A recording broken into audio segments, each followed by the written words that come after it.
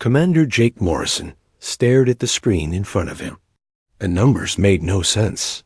He rubbed his tired eyes and looked again. The readings were still there, right and impossible. "Lieutenant Sullivan, come look at this," Jake called to. His second officer, Amy Sullivan, walked over to Jake's station.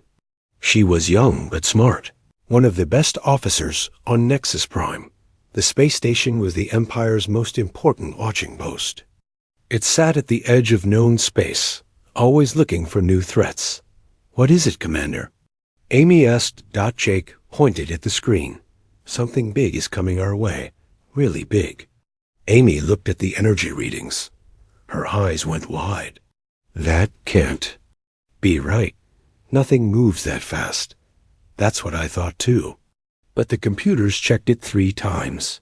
Whatever this thing is, it's huge, and it's moving faster than anything we've ever seen."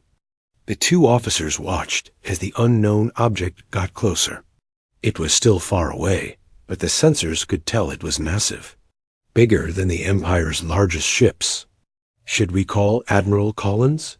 Amy asked. Jake nodded. "Yes. He needs to know about this right away."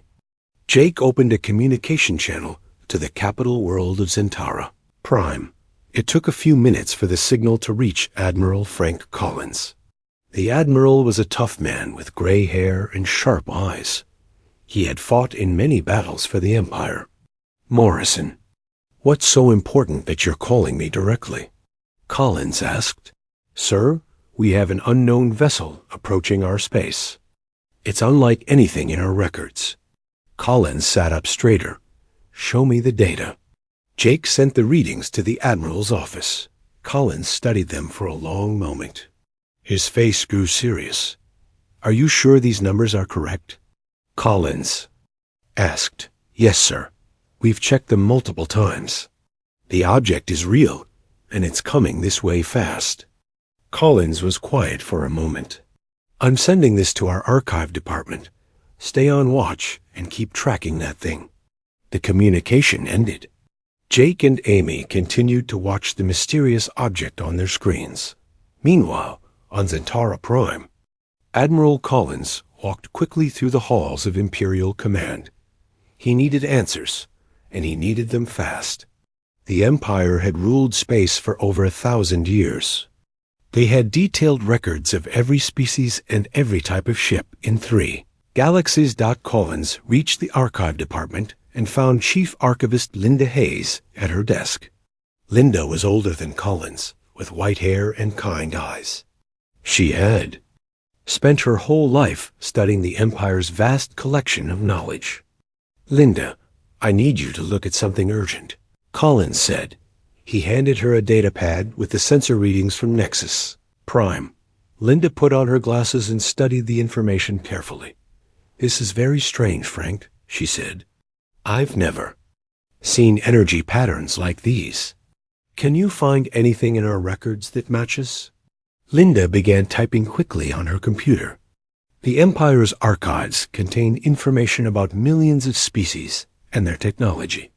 If something existed in known space, it would be in these files. After several minutes, Linda shook her head. "There's nothing, Frank. No ship design. No propulsion system. No energy signature that matches this data."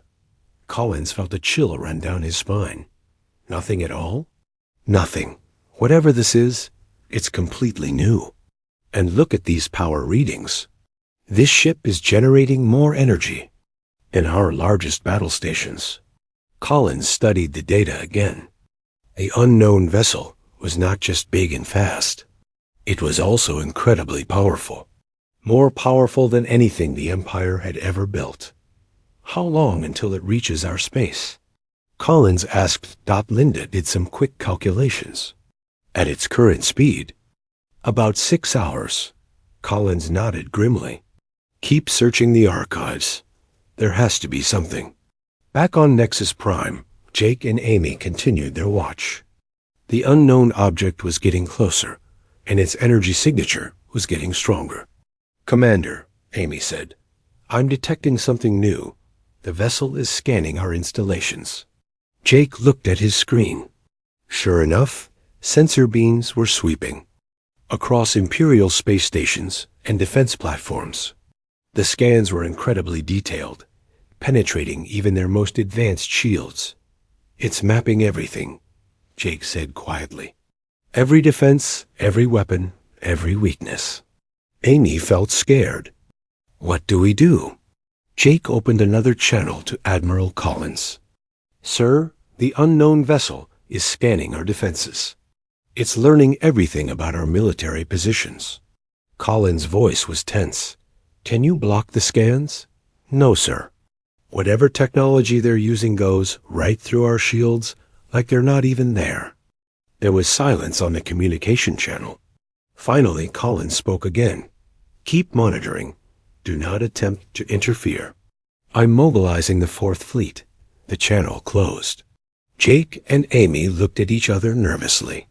The Fourth Fleet was one of the Empire's most powerful naval forces. If Admiral Collins was calling them, this situation was very serious indeed. As they watched, the unknown vessel continued its approach, scanning everything in its path with technology that made the Empire's greatest achievements look like children's toys. Captain Roy Bennett stood on the bridge of his ship, the Imperial cruiser Dominion. He was a tall man with brown hair and steady hands. He had been chosen to meet the unknown vessel because he was good at talking to new species. Captain, we're approaching the target, said his navigation officer. Roy nodded. Slow to half speed. Kate, are you ready to make contact? Ensign Kate Miller sat at the communication station. She was nervous, but tried not to show it. Yes, sir. All first contact. Protocols are loaded and ready. The Dominion moved closer to the strange ship. Roy had seen many vessels in his career, but nothing like this one. It was sleek and white, with smooth curves that seemed to flow like water. There were no visible weapons, but Roy knew that didn't mean anything. My God, whispered his first officer, look at the size of that thing. The unknown ship was massive. It dwarfed the Dominion, which was already one of the Empire's larger vessels. But despite its size, the ship moved with grace and precision. Open a channel, Kate, Roy ordered. Kate pressed several buttons on her console. Channel open, sir. Roy took a deep breath. Unknown vessel, this is Captain Roy Bennett of the Imperial Navy. Please identify yourself and state your intentions. For a moment, there was only silence. Then a voice came through the speakers. It was calm and clear, speaking perfect Imperial standard. This is Commander Alex Turner of the Earth vessel Liberty. We are passing through your territory and seek safe passage. We have no hostile intentions. Roy was surprised. The voice sounded completely human, but that was impossible. Humans were a myth, a story told in old books. No one had ever proven they existed. Commander Turner, you say you're from Earth? We have no record of your species or your world in our databases. That is correct, Captain Bennett. We prefer to keep to ourselves. We are simply traveling to another sector and will be out of your space soon. Roy activated his private channel to Admiral Collins. Sir, the unknown vessel claims to be from Earth. They say they're just passing through. Collins' voice was sharp. Earth? That's impossible. Bring them to Station Gamma 7 for processing and registration. All new species must be catalogued. Roy switched back to the open channel. Commander Turner, I'm ordered to escort you to one of our stations for standard first contact procedures. Please adjust your course to follow us. There was a pause. Then Turner's voice came back, still calm and polite. Thank you for the offer, Captain Bennett, but we must decline. We have a schedule to keep and cannot delay our journey. Roy felt confused. No one refused Imperial orders, ever. Commander, this is not a request.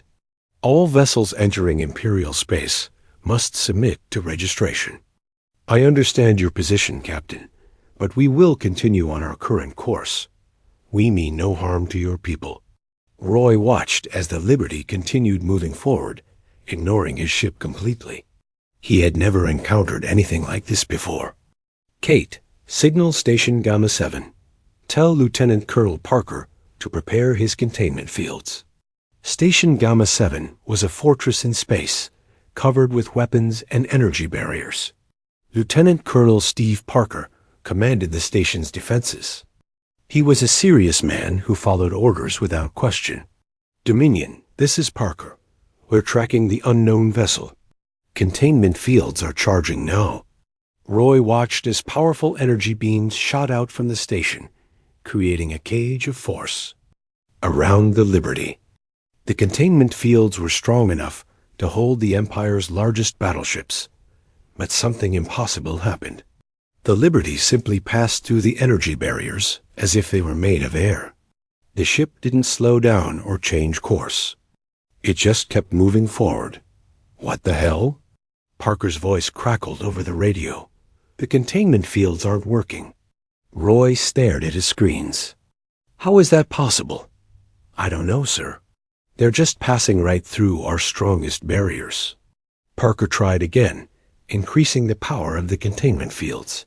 Still nothing. The Liberty continued its journey, completely unaffected. "Try the tractor beams," Roy ordered.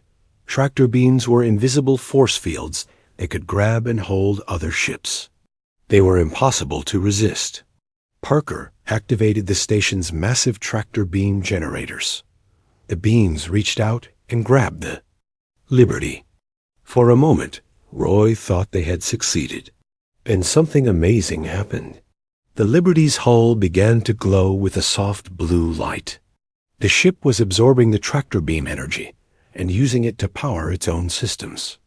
"Sir, the tractor beams are making it stronger." Parker shouted. Roy couldn't believe what he was seeing. The Liberty was now moving faster than before, powered by the Empire's own weapons. "All stations, cease fire immediately." Roy ordered. The tractor beams shut off. The Liberty slowed back to its original speed, but continued moving forward. Roy opened the channel again. "Commander Turner, how did you do that?" Turner's voice was still calm. "Captain Bennett, we tried to avoid this situation. We simply want to pass through your space peacefully. We have no wish to demonstrate our capabilities, but we will defend ourselves if necessary." "Your capabilities?" "What do you mean?" "Our ship is designed for deep space exploration. We encounter many different technologies in our travels.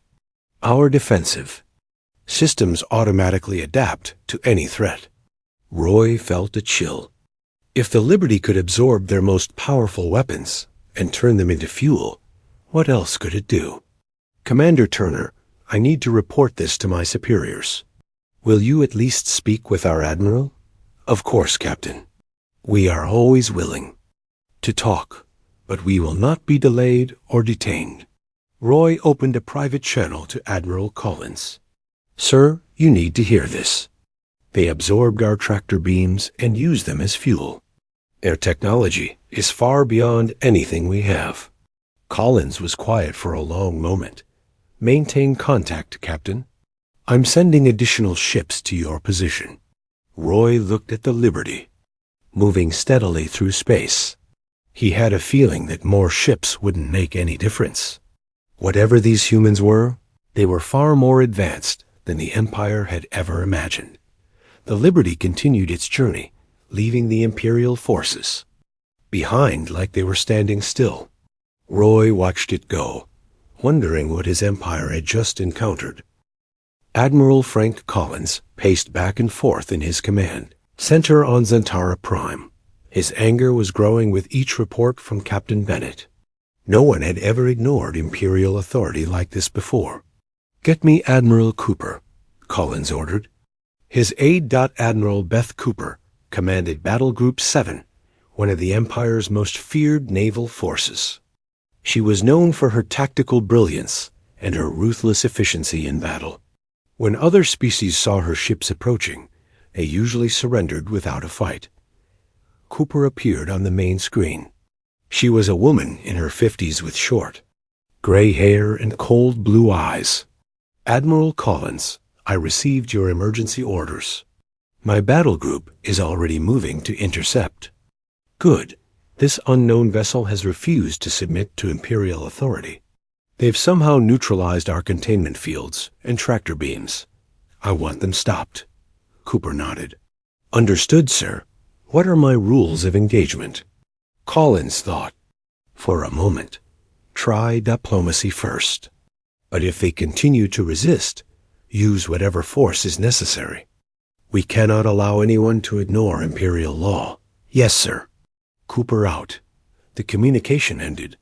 Collins felt satisfied. Battle Group 7 consisted of 12 heavy cruisers, 30 destroyers, and the massive dreadnought Eternal Conquest.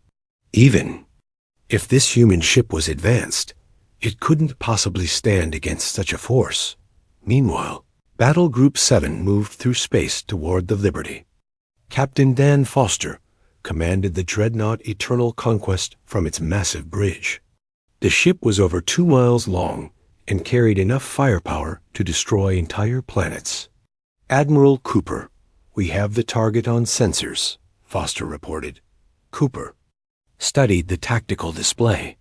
The human ship was still moving at incredible speed, but her forces had positioned themselves perfectly. "Deploy in sphere formation. I want that vessel completely surrounded." The Imperial ships moved with practiced precision.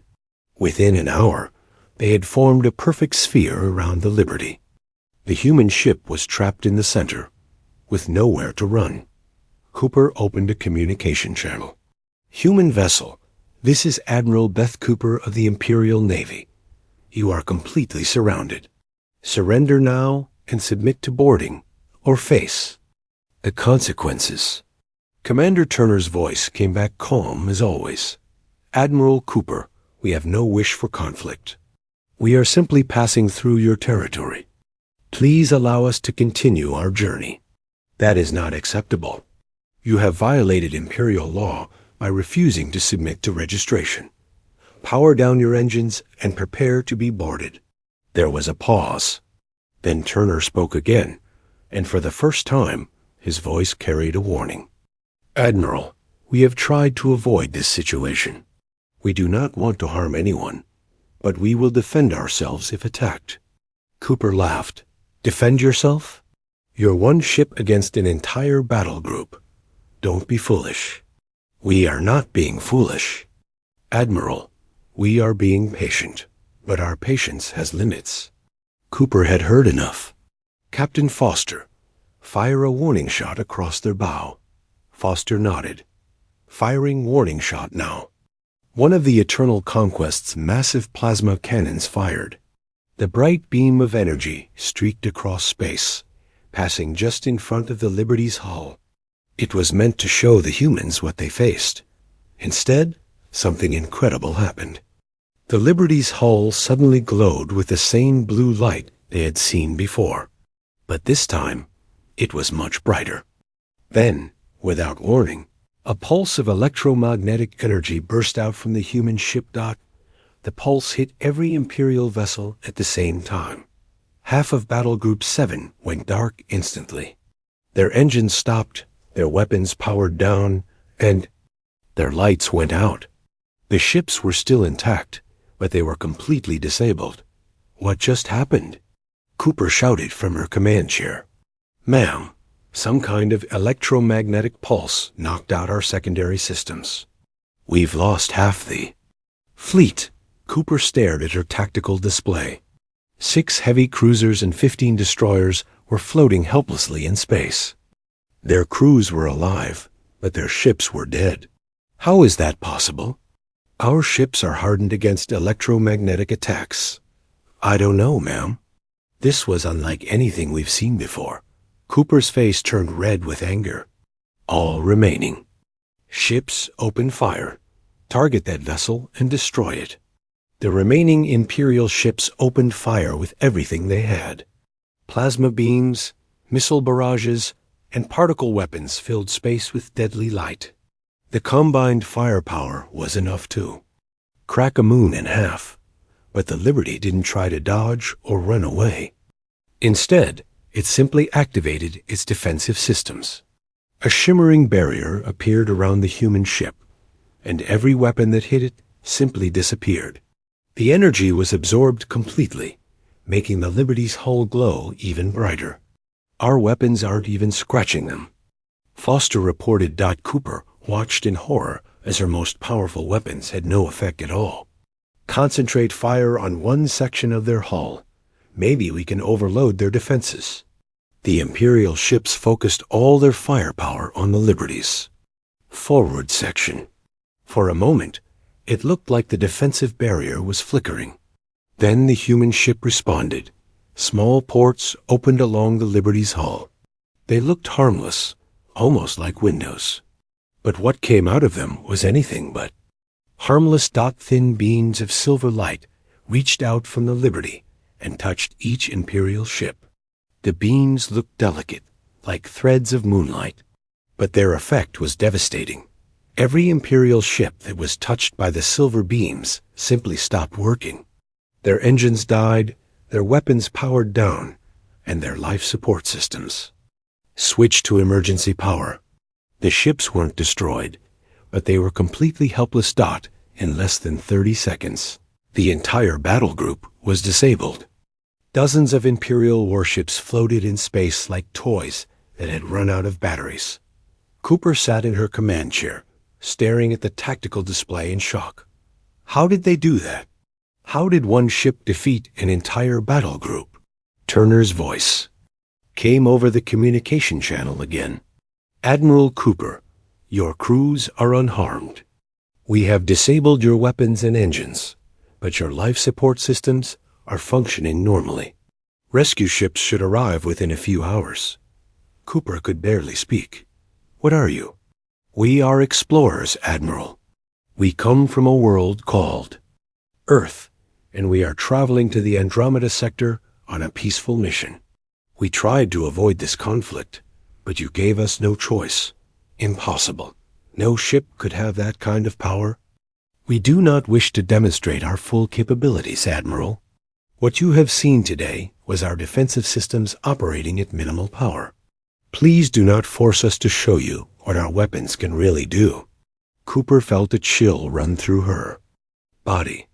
If this was minimal power, what could they do at full strength? Admiral Collins will hear about this, she said weakly. We are sure he will. Please tell him that we seek only peaceful passage through your territory. We have no desire to interfere with your empire or your people, but we will not be stopped or detained. The Liberty began moving again, passing between the disabled Imperial ships like a ghost. As it moved away, Cooper could only watch helplessly. Ma'am, her communications officer said quietly, should I send a distress signal? Cooper nodded slowly. Yes. Tell them that Battle Group 7 has been defeated by a single human vessel. Tell them that everything we thought we knew about warfare just became obsolete. The Liberty disappeared into the darkness of space, leaving behind an entire Imperial battle group floating helplessly among the stars. Emperor Marcus Vale sat at the head of the great council table in the Imperial Palace. He was a man in his 60s with silver hair and sharp eyes that had seen the Empire grow to rule half the galaxy. But today, those eyes showed something they rarely revealed.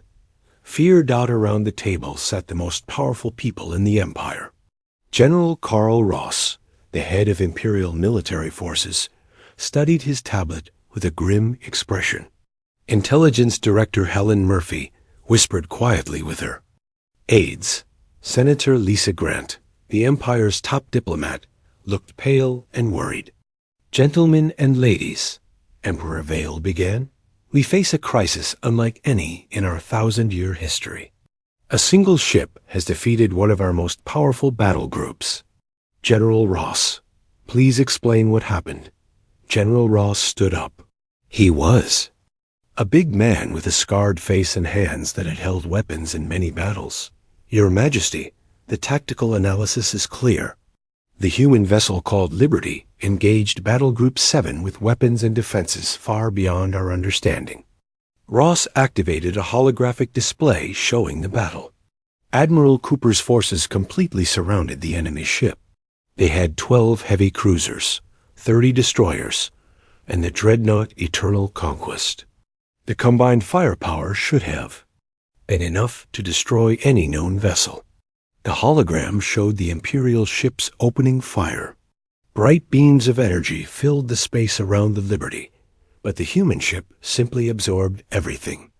Their defensive systems turned our own weapons into fuel, Ross continued. When they counterattacked, they disabled our entire battle group in less than 30 seconds. Not destroyed, mind you, disabled. They could have killed everyone, but they chose not to. Senator Grant leaned forward. That suggests they're not hostile. Maybe we can negotiate with them. General Ross shook his head. Senator, they defeated our forces so easily, it wasn't even a fight. They're not negotiating because they don't need to. They're showing mercy because they choose to. Intelligence Director Helen Murphy spoke up. Your Majesty, my agents have searched every database in the Empire. There is no record of humans anywhere in our territory. They claim to come from a world called Earth, but we've never heard of it. How is that possible? Emperor Vale asked. We have maps of 3 entire galaxies. I don't know, sir. Either they're lying about their origins, or they come from somewhere so far away that we've never encountered them before. Dr. Peter Kane, the Empire's chief scientist, raised his hand. Your Majesty, I've studied the sensor data from the engagement. The human technology is at least 500 years ahead of ours. Maybe more. The council chamber fell silent. 500 years was an enormous gap in technology. It meant the Z. Humans could do things the Empire couldn't even imagine. Explain, Emperor Vale said. Dr. Kane stood up. He was a thin man with gray hair and thick glasses. Their power systems generate energy levels we can't match. Their shields don't just block. Our weapons, they absorb and redirect the energy. Their own weapons seem to target specific systems without causing unnecessary damage. What does that mean for us? Senator Grant asked. It means they could destroy our entire fleet whenever they want to. The fact that they haven't suggests they really are peaceful. General Ross slammed his fist on the table. Peaceful or not, we can't allow them to ignore Imperial authority. If word gets out that a single ship defeated Battle Group 7, every rebel group in the Empire will think they can challenge us too. So, what do you suggest? Emperor Vale asked. We deploy the Omega Fleet. It's our most advanced naval force. If we can't stop one ship, we'll send 100. Senator Grant shook her head. General, you just said their technology is 500 years ahead of ours. What makes you think more ships will help? Because even advanced technology has limits. No single vessel can fight an entire fleet. Dr. Kane looked worried. General, what if you're wrong? What if they can fight an entire fleet? Then we'll find out. But we can't just let them sail through our territory like we don't exist. Emperor. Vale was quiet for a long moment. He had ruled the Empire for 30 years, and in that time, no one had ever challenged Imperial power successfully. But these humans were different. They had technology that made the Empire's greatest achievements look like toys. Director Murphy, he said, what do we know about their intentions? Helen Murphy checked her notes. They claim to be traveling to the Andromeda sector on a peaceful mission. They say they don't want to interfere with our Empire, but they won't be stopped or detained. Andromeda sector? That's beyond our territory. Why would they go there? We don't know, sir. But if they're telling the truth, they'll be out of our space soon. Senator Grant spoke up. Your Majesty, maybe we should let them go. They haven't attacked any of our civilian ships or colonies. They've only defended themselves when we tried to stop them. General Ross looked angry. Senator, if we let them go without consequence, every pirate and rebel in the galaxy will think they can do the same thing. But General, they're not pirates or rebels. They're something completely new. Maybe we need to change how we think about them. Emperor Vale rubbed his temples. He felt a headache coming on. Dr. Kane, in your professional opinion, what would happen if we deployed the Omega Fleet against this human ship? Dr. Kane was quiet for a moment. Your Majesty, based on what I've seen, I believe the Omega Fleet would be defeated just as easily as Battle Group 7. The technology gap is simply too large. And if we do nothing, then the humans will continue to their destination and probably never bother us again. General Ross stood up. Your Majesty, I must protest. We cannot appear weak in front of our enemies. General, we're not appearing weak. We're being realistic. This isn't about strength or weakness. It's about survival. Emperor Vale was quiet. For several minutes, the entire council waited for his decision. Finally, he spoke. I'm authorizing the deployment of the Omega Fleet, but not to attack. Admiral Stone will intercept the human vessel and attempt to negotiate. We'll offer them safe passage and full diplomatic recognition in exchange for a technology-sharing agreement. Senator Grant smiled. That's wise, Your Majesty. General Ross frowned. And if they refuse? Emperor Vale looked at him seriously. Then we'll learn if our empire is as powerful as we think it is. The council session ended, and the members began to leave. But Emperor Vale remained seated, staring at the holographic display of the battle. One ship had defeated an entire battle group without breaking a sweat. What did that mean for the future of the empire? Outside the palace, word was already spreading through the capital. People whispered about the mysterious humans who had appeared from nowhere with technology beyond imagination. Some were excited by the possibility of new allies. Others were terrified by the threat to imperial power. But in the depths of space, the Liberty continued its journey, unaware that an even larger fleet was being assembled to intercept it. Commander Turner and his crew had no idea that their simple desire for safe passage was about to change the balance of power in the entire galaxy. Commander Alex Turner walked through the halls of the Earth vessel Liberty. The ship was quiet and peaceful, with soft lighting and clean white walls. It felt more like a research station than a warship, which was exactly what it was meant to. B. Turner was a tall man in his 40s, with brown hair and calm eyes.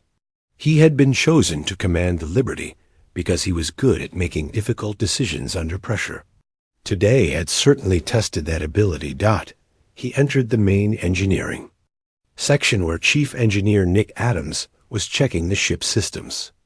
Nick was younger than Turner, with red hair and a friendly smile. He looked up as his captain approached. "How are we doing, Nick?" Turner asked. "All systems are running perfectly, sir. The defensive grid worked exactly as designed." Turner nodded. "What percentage of our capabilities did we use during that engagement?" Nick checked his tablet. "Less than 5%, sir. The Liberty systems barely registered the Imperial attack as a threat." Turner felt a mix of relief and concern. Relief that his ship and crew were safe, but concern about what this meant for relations with the Empire. "Nick, in your opinion, could that Imperial fleet have hurt us if we hadn't defended ourselves?" Nick shook his head. "No, sir. Their weapons couldn't penetrate our hull, even without shields. Our ship is designed to survive in deep space, where we encounter all kinds of dangerous phenomena. Those plasma cannons were actually less dangerous than a solar flare." Turner walked to the main bridge, where Navigator Sarah Brooks was plotting their course. Sarah was a woman in her 30s, with black hair and sharp intelligence. She had guided the Liberty through many dangerous regions of space. "Sarah, are we still on schedule?" Turner asked. "Yes, sir. The delay with the Imperial fleet only set." U.S. back by 2 hours. We should reach the Andromeda jump point right on time. Turner sat in his captain's chair and activated the ship's internal communication system. Dr. Wright to the bridge, please. A few minutes later, Dr. Lisa Wright entered. The bridge. She was the ship's xenobiologist, an expert on alien species and cultures. She was a small woman with blonde hair and curious eyes. Captain, you wanted to see me? Yes, Lisa. I want your opinion on the imperial species we encountered. What did? You think of their behavior? Dr. Wright sat down and opened her notes. They're clearly a militaristic society, sir. Their first response to encountering something new was to try to control it. When that failed, they escalated to violence. Are they evil? Turner asked. No, sir, I don't think so. They're just used to being the strongest power in their region. They probably haven't encountered anyone who could challenge them in a very long time. Turner nodded. What's your recommendation for future contact? I think they can be reasoned with, sir. They stopped attacking when we disabled their ships instead of destroying them. That shows they can learn. Turner activated his quantum communication system. The device allowed him to talk to Earth Command instantly, no matter how far away he was. A holographic image of Admiral George Clark appeared in front of him. Admiral Clark was an older man with white hair and stern features. He had been Turner's mentor for many years, and Turner trusted his judgment completely. Admiral Clark, we've had an incident with a local galactic power, Turner reported. I know, Alex. We've been monitoring your situation. Are you and your crew safe? Yes, sir. But we had to disable one of their battle groups to protect ourselves. Admiral Clark was quiet for a moment. How many ships? 42 vessels, sir. We used our standard defensive protocols. Any casualties on their side? No, sir. We only disabled their weapons and engines. Their crews are unharmed. Admiral Clark looked relieved. Good. That follows our rules of engagement. But Alex, this is the third incident like this in the past month. The Vorthan Republic tried to detain the exploration ship Discovery. The Keth Confederacy demanded tribute from the research vessel Horizon. Turner felt concerned. Sir, are you saying this is happening throughout the galaxy? Yes, Alex. Word is spreading that Earth ships are traveling through known space. The established powers are starting to take notice. What are your orders, sir? Admiral Clark was quiet for a long moment. Complete your mission, Alex. The Andromeda Research Station is important to our long-term plans. But be prepared for more contact with local authorities. Sir, should we reveal more about Earth's capabilities? Not yet. We're still not ready for full diplomatic contact. But Alex, that day is coming sooner than we planned.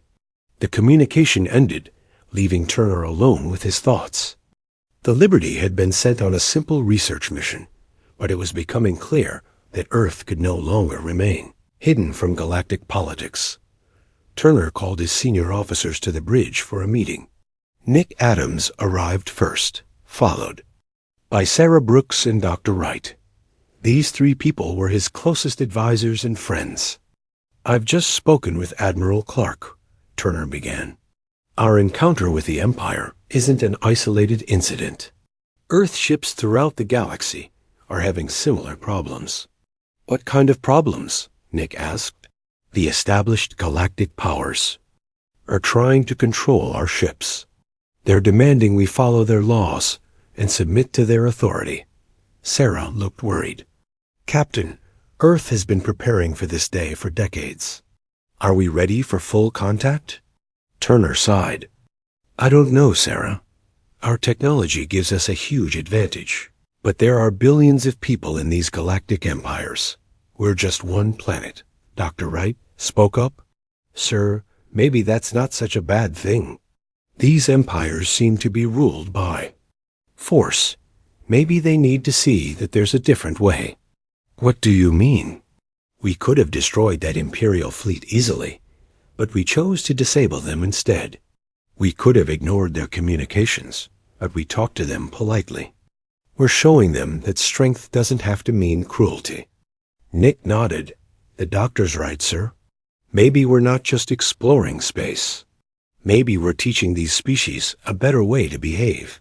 Turner thought about this. Earth had always believed in using minimal force and treating other species with respect. But what happened when those species didn't return that respect? "There's something else," Turner said.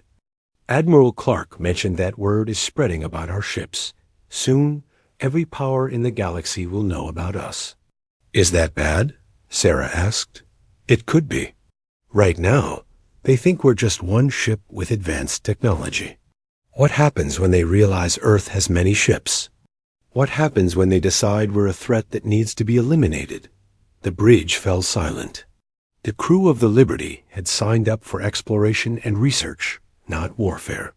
But it seemed like warfare might be coming to them whether they wanted it or not. "Sir," Dr. Wright said quietly, "maybe we should trust in what we stand for. Earth has always believed in peace and cooperation. Maybe that's exactly what this galaxy needs." Turner nodded slowly. Admiral Richard Stone stood on the bridge of the super dreadnought Domination, watching the largest fleet in Imperial history move through space. The Omega Fleet was the Empire's pride, consisting of 50 capital ships and 300 support vessels. It was a force that had never been defeated in battle. Stone was a veteran of 40 years of service, with gray hair and scars from countless battles. He had seen the Empire grow from a small group of worlds to the ruler of half the galaxy. But today, he faced something he had never encountered before, an enemy that might be stronger than the Empire itself. "Admiral, we have the human vessel on long-range sensors," reported his tactical officer. Stone studied the display, showing the Liberty moving steadily through space. It looked so small compared to his massive fleet, but he knew that appearances could be deceiving. "Signal the fleet to deploy in attack formation," Stone ordered. "But remember, we're here to negotiate first." The Omega Fleet spread out in a vast semicircle, blocking the Liberty's path. The formation was designed to show overwhelming force while still allowing room for discussion. Stone opened a communication channel. "Human Vessel Liberty, this is Admiral Richard Stone of the Imperial Omega Fleet. I request permission to speak with your commander." Commander Turner's voice came back calm and professional. "Admiral Stone, this is Commander Turner. I'm willing to talk, but I should warn you that my ship will continue on its current course." Stone watched as the Liberty approached his fleet without slowing down. The human commander was either very brave or very confident, maybe both. "Commander Turner, I have authorization from Emperor Vale himself to offer you a deal. The Empire will grant you safe passage through all our territory and full diplomatic recognition. In return, we ask only for a small technology exchange." There was a pause before Turner responded. "Admiral, I appreciate the offer, but Earth's policies prohibit sharing advanced technology with civilizations that haven't reached certain development levels." Stone felt his anger rising. "Development levels? Commander, the Empire has ruled space for over 1,000 years. We are one of the most advanced civilizations in the galaxy." "I'm sure you are, Admiral. But Earth measures advancement differently than most species. Technology alone doesn't determine how developed a civilization is." "What do you mean by that?" Turner's voice remained patient. "A truly advanced civilization uses its power to protect the weak, not to dominate them. It seeks cooperation, not conquest. It values life above territory." Stone was quiet for a moment. He had never heard anyone question imperial values before. "Commander, the Empire has brought peace and order to billions of worlds." "At what cost, Admiral? How many species have been forced to submit to imperial rule? How many worlds have been conquered rather than invited to join? Stone didn't answer immediately. The truth was that the Empire had expanded through military. Conquest, not diplomacy, but that was how the galaxy worked. The strong ruled the weak. Commander Turner, I have orders to bring you to the capital for negotiations. If you refuse, I'm authorized to use force. Turner's voice carried a note of sadness. Admiral, I hoped we could avoid this. We really don't want to hurt anyone, and surrender now. Come peacefully, and no one will be harmed. I'm afraid that's not possible. We have a mission to complete. Stone made his decision. Commander Turner, I'm going to make this simple. Either you surrender now, or I will order my fleet to fire on the nearest Imperial colony. The choice is yours. There was a longer pause this time. When Turner spoke again, his voice was completely different. The patience and politeness were gone, replaced by something cold and dangerous. Admiral Stone, did you just threaten to attack innocent civilians? Stone felt a chill run down his spine. Something in Turner's voice warned him that he had made a terrible mistake. Commander, I'm simply explaining your options. Admiral, let me explain something to you. My ship is designed for exploration and research. We avoid conflict whenever possible, but we also have a sacred duty to protect innocent life. The Liberty suddenly stopped moving. For the first time since entering Imperial space, the human ship was motionless. Admiral Stone, you have 10 seconds to withdraw that threat against civilian targets. Stone looked at his tactical display. One ship against an entire fleet. The human commander had to be bluffing. Commander Turner, you're outnumbered 500 to 1. Don't make threats you can't back up. 5 seconds, Admiral. Stone opened a channel to his fleet. All ships, prepare to fire on my command. Time's up, Turner said quietly. What happened next was unlike anything Stone had ever seen. The Liberty didn't move or fire visible weapons. Instead, it simply pulsed with a bright white light. The pulse spread out in all directions, moving faster than light itself. When it reached the first Imperial ships, they simply stopped working. Not destroyed, not damaged, just completely shut down. The pulse continued spreading, washing over the entire Omega fleet in less than 5 seconds. 50 capital ships and 300 support vessels went dark simultaneously. Emergency power kicked in, but all weapons, engines, and main systems were offline. Stone sat in his command chair, staring at his dead instruments. What just happened? His chief engineer spoke up from the back of the bridge. Sir, some kind of electromagnetic pulse just fried every system on the ship. It's like nothing I've ever seen before. Are the other ships affected? Yes, sir. The entire fleet is down. Turner's voice came over the emergency communication system. Admiral Stone, your fleet is disabled, but your crews are safe. Your life support systems are functioning normally. Stone could barely speak. How did you do that? How did one ship disable an entire fleet? Admiral, what you just witnessed was a standard defensive protocol. We detected a threat to civilian populations and responded accordingly. A standard protocol? You're saying this is normal for you? Admiral, I tried to explain that our ship is designed for deep space exploration. We encounter hostile forces regularly. Your fleet's technology is actually quite primitive compared to what we usually face. Stone felt like the universe had shifted around him. The Empire's most powerful fleet had been defeated in 5 seconds by a ship that considered it primitive. Commander, Turner, what are you going to do to us? Nothing, Admiral. We're going to continue our mission. Rescue ships should arrive in about 6 hours to assist your crews. You're just going to leave us here? Yes, we warned you that we would defend ourselves if attacked. You chose to ignore that warning and threaten innocent civilians. Stone watched helplessly as the Liberty began moving again, passing through his disabled fleet, like a ghost among tombstones. "Commander Turner, wait. What should I tell the Emperor?" The Liberty paused. "Tell him that Earth seeks peace with all civilizations, but we will not tolerate threats against innocent life. If the Empire can learn to use its power to protect, rather than conquer, we would be happy to discuss friendship. And if the Empire doesn't change?" Turner's voice was quiet but firm. "Then the Empire will discover that it's not the strongest power in the galaxy anymore."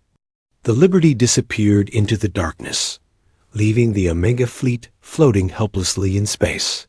Stone sat in his command chair, trying to process what had just happened. His communications officer spoke up. "Sir, should I send a distress signal?" Stone nodded slowly. "Yes, and send a message to the Emperor. Tell him that the Omega fleet has been defeated by a single human vessel. Tell him that everything we thought we knew about power just changed." As rescue ships began arriving to assist the disabled fleet, word spread throughout the Empire. Humans had defeated their greatest naval force without breaking a sweat. The age of imperial dominance was over, and a new power had risen in the galaxy. The news spread across the galaxy like wildfire. Within days, every major power knew that the mighty Imperial Omega fleet had been defeated by a single human ship. The story grew with each telling, but the basic facts remained the same.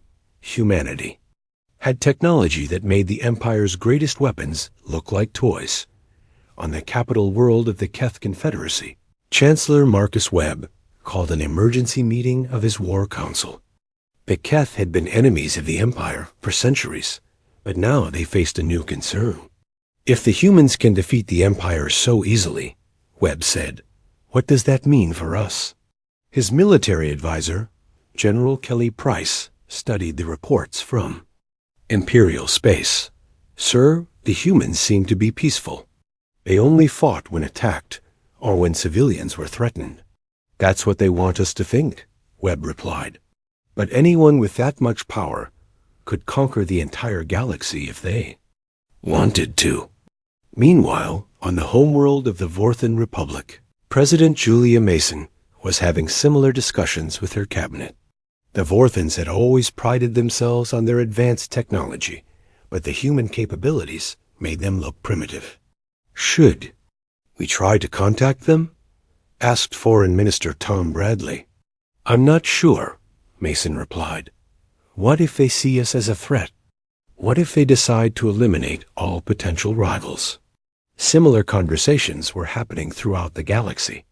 The balance of power that had existed for centuries was suddenly meaningless. A new player had entered the game, and no one knew what they wanted. But on Zentara Prime, the situation was much worse. Emperor Marcus Vale faced open rebellion from his own nobles. Duke Arthur Hayes, one of the Empire's most powerful lords, stood before the throne demanding answers. "Your Majesty, how did this happen? How did our invincible fleets get defeated by one ship?" Emperor Vale looked older than his years. The stress of the past week had aged him greatly. "Duke Hayes, we underestimated our enemy. It won't happen again." "Enemy? Your Majesty, they're not our enemy. They're our replacements. The humans have shown that the Empire is weak. Every rebel group in our territory is already talking about independence." Vale knew Hayes was right. Reports were coming in from across the Empire of uprisings and rebellions. The defeat of the Omega fleet had shattered the myth of imperial invincibility. Dr. Peter Kane entered the throne room carrying a thick report. "Your Majesty, I've completed my analysis of the human technology. What did you find?" Vale asked. Doc Kane looked grim. "The gap is even larger than we thought. Based on the sensor data, I estimate that human technology is at least 800 years ahead of ours, maybe more." The throne room fell silent. 800 years was an impossible gap to bridge. "What does that mean for the Empire?" Duke Hayes asked. "It means we have two choices," Kane replied. We can try to fight them and be destroyed, or we can try to learn from them and maybe survive. Meanwhile, the Liberty had completed its mission and was returning to Earth. Commander Turner stood on his bridge, watching the blue and green planet grow larger on the main screen. It was good to be home. Admiral George Clark was waiting for him at Earth Command headquarters. Clark looked tired, and Turner could see the stress of recent events in his face. "Welcome home, Alex," Clark said. "How was the mission?" "Successful, sir. We delivered the research equipment to the Andromeda Station and gathered the data they requested. But the political situation in the galaxy has changed." Clark nodded. "I know. We've been monitoring communications throughout known space. Everyone's talking about the humans who defeated the Empire. Sir, I think we need to consider revealing ourselves officially. We can't stay hidden much longer." Clark was quiet for a moment. "The President agrees with you, Alex. We're going to make official contact with the major galactic powers." "When?" "Soon. We're preparing a diplomatic mission to the Imperial capital. Ambassador Patricia Young will lead it." Turner knew Ambassador Young well. She was a skilled diplomat who had spent years studying galactic cultures and politics. "Sir, who will escort her?" "A small fleet of diplomatic vessels. Nothing too threatening, but enough to show that we're serious about protecting our people." 3 months later, Ambassador Patricia Young arrived at Centaura Prime aboard the Earth diplomatic vessel Harmony. The ship was smaller than the Liberty, but no less advanced. It was escorted by 5 other Earth vessels, each one sleek and powerful. Emperor Vale received the human delegation in his great throne room. He had aged considerably since the encounters with the Liberty, and looked nervous as Ambassador Young approached. "Your Majesty," Young said with a respectful bow, "I bring greetings from the United Earth Government. We come in peace, seeking friendship with all civilized species." Vale studied the human ambassador. She was a woman in her 50s with gray hair and kind eyes. She looked nothing like the threatening conqueror he had expected. "Ambassador Young, your people have demonstrated capabilities far beyond our own. What do you want from the Empire?" Young smiled. "Your Majesty, we want nothing except the right to travel freely through space without being attacked or detained. We have no interest in conquering your empire or controlling your people." "Then why did your ships defeat our fleets?" "Because you tried to stop us by force, Your Majesty. We believe in the right of all beings to travel freely, but we also believe in the right to defend ourselves when attacked." Vale was quiet for a moment. "Ambassador, my empire is in chaos. The defeat of our fleets has encouraged rebellions throughout our territory. How do I maintain order?" Young's expression became serious. "Your Majesty, perhaps the problem isn't maintaining order. Perhaps the problem is the kind of order you've been maintaining." "What do you mean?" "The Empire rules through fear and force. When that force was shown to be ineffective, the fear disappeared too. But there's another way to govern." "Which is?" "Rule through consent. Treat your subjects as partners, not servants. Use your power to protect them, not control them." Vale looked skeptical. "That's impossible. The galaxy is too dangerous for such idealism." Young smiled. "Your Majesty, Earth has proven that strength and compassion can coexist. We're willing to help you learn how to use your power more wisely." Over the following weeks, Ambassador Young worked with Imperial officials to establish formal diplomatic relations. The agreement was simple. Earth would recognize the Empire's right to exist, and the Empire would allow Earth ships free passage through their territory. But the real change came in the message Earth sent to the entire galaxy. President Nancy Phillips and Defense Secretary Charles Davis appeared on communication networks throughout known space. "People of the galaxy," President Phillips said, "we are the humans of Earth. We come in peace, seeking friendship with all civilized species.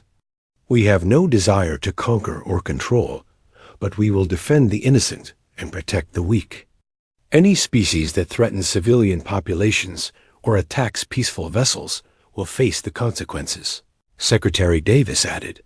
But any species that seeks peace and cooperation will find Earth to be a valuable ally. The message was clear. Humanity was now a galactic power, but a different kind of power than the galaxy had ever seen. In the months that followed, the political landscape changed dramatically. Some species, like the Vorthans, quickly established friendly relations with Earth. Others, like the Kef, remained suspicious but avoided direct confrontation. The Empire slowly began to change its policies, treating subject species more fairly and using diplomacy instead of force whenever possible. It wasn't easy, and there were many setbacks, but the process had begun, and in the Imperial archives, a new entry appeared. Species, human, homeworld, Earth, threat level, absolute, recommended action, full diplomatic engagement, alternative, courses of action, none viable. The galaxy had learned an important lesson. Sometimes the greatest power comes not from the ability to destroy, but from the wisdom to know when not to use that power. The age of human influence in the galaxy had begun, and it would be remembered not for conquest and domination, but for the day that strength chose to serve justice rather than itself.